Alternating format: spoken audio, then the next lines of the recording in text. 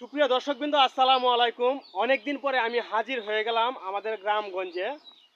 তো আজকে আমি একটি প্রত্যন্ত অঞ্চলে হাওরের মাঝখানে একটি, যেটাকে আমাদের গ্রামের ভাষায় দ্বীপ বলে, তো সেই দ্বীপে আমি আসলাম।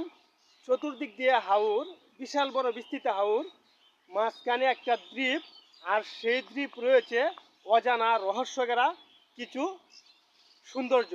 তো আস্তে আস্তে আপনাদেরকে আমি সম্পূর্ণ কথাগুলো বলি, আপনারা মনোযোগ দিয়ে শুনেন।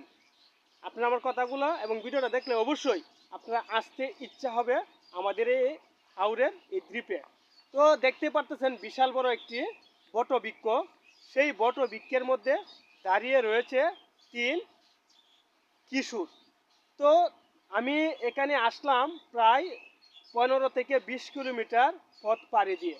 তো আসার পরে হঠাৎ একটু আশ্রয় নিতে ছায়াতে দাঁড়ালাম। তারপরে দেখা যাচ্ছে যে ওরা এখানে দাঁড়িয়ে রইল। তো ওদেরকে জিজ্ঞাসা করলাম এই বটবৃক্ষটা কত বছর হবে।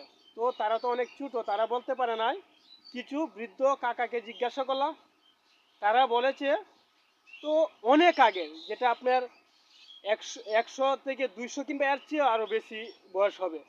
তো দেখেন এখানে নাকি ভৌতিক কিছু ঘটনা রয়েছে। ওই যে বট গাছের নিচে দেখতে পারতেছেন না গর্তগুলো, সেখানে নাকি অনেক সাপ থাকে এবং সন্ধ্যাবেলা নাকি জিন ভূতের আস্তানাও এখানে, হ্যাঁ, রয়ে থাকে।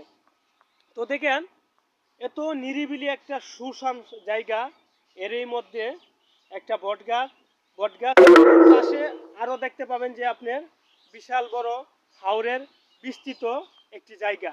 তো ওর অপর পাশে রয়েছে আরও 3টি গাছ। এই গাছগুলো আপনারা যদি দেখেন তো অবশ্যই ভিতরে একটা ভয় লাগবে। তাছাড়া এখানে সবচেয়ে বড় একটি সৌন্দর্য হলো ওর পাশে রয়েছে একটি টিউবওয়েল। ওই টিউবওয়েলে মানুষ যারা হাওরে চাষাবাদ করে এখান থেকে তারা পানি খেয়ে থাকে তৃষ্ণা হলে। তাছাড়া আপনার বড়ই গাছ রয়েছে, ইত্যাদি সৌন্দর্যের বৈচিত্র্য এই জায়গা।